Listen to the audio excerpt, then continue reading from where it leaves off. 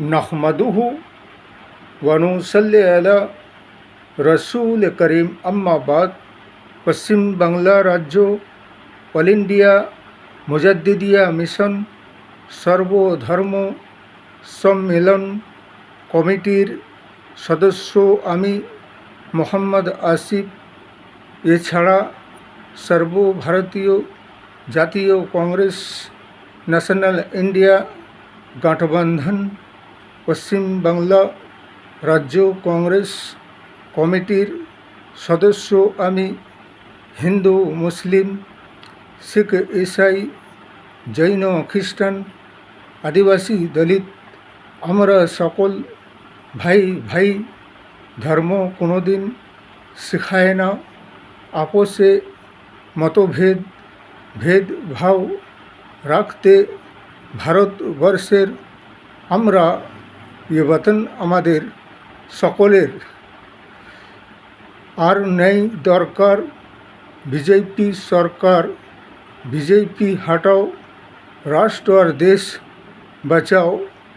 100-র মধ্যে 99 জন বেঈমান এরা, তবুও বলে কিনা আমরা সবাই ইমানদার। এই জন্য যে রাষ্ট্র আর দেশের হালাত ও হাল আর পরিস্থিতি মজুদা সময় আর টাইমে চলছে, এই বিজেপি সরকার সংবিধানের দুশ্মন, লোকতন্ত্রের দুশ্মন, জনগণের ভোটার অধিকারের দুশ্মন। যে রাজ্যের বাসিন্দা বা যে রাজ্যে যার জন্ম হয়েছে এবং তার বাপ দাদা খানদান 14 পুরুষ এই পশ্চিমবাংলার জমিনে জন্ম নিয়েছেন, তাদের ভোটার লিস্ট থেকে নাম সরিয়ে দেওয়া হচ্ছে সামান্য কিছু কারণের জন্য। আর ফর্ম 6 নিয়ে এসে বাইরে থেকে, বিহার থেকে, উড়িষ্যা থেকে, ঝাড়খণ্ড থেকে লোক এনে ফর্ম 6-এ নাম ভরিয়ে পশ্চিমবাংলার রাজ্যের ভোটার বানানো হচ্ছে।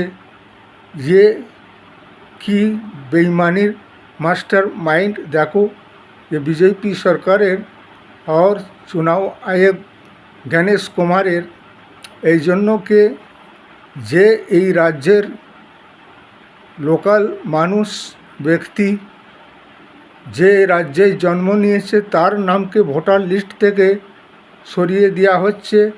90 লাখ ভোটারের নাম পশ্চিমবাংলা রাজ্য থেকে হাঁটানো হয়েছে। তাছাড়া এর মধ্যে কতজন মৃত্যু শখস আছে, তাছাড়া এর মধ্যে ডবল ভোটার কজন আছে, তাছাড়া এর মধ্যে বাংলাদেশ থেকে ঘুষপেটি এসেছিল তারা গেছে কতজন, তার একটা ডিটেলস ডেটা আর অঙ্ক সরকারকে আর চুনাव আয়োগকে দেখাতে হবে। নচেত যাদের নাম আপিল করা হয়েছে এবং যারা ফর্ম ফিল আপ করে জমা দিয়েছে তাদের নামকে এই 2026-এর 29 এপ্রিল और 23 এপ্রিলের ভোটের তালিকায় তাদের নামকে আনতে হবে। কেননা জনমত অধিকার, ভোট দেওয়া অধিকার কাউকে কেড়ে নেওয়া তার কোনো সাংবিধানিক অধিকার নেই।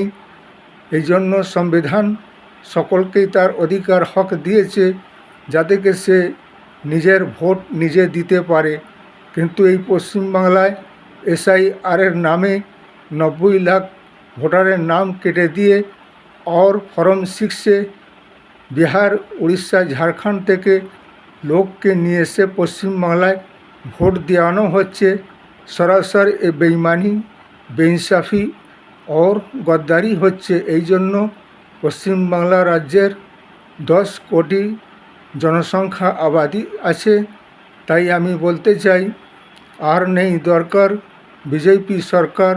বিজেপি হটাও, রাষ্ট্র বাঁচাও, লোকতন্ত্র বাঁচাও, সংবিধান বাঁচাও, সাংবিধানিক অধিকার মানুষের ফিরিয়ে দাও।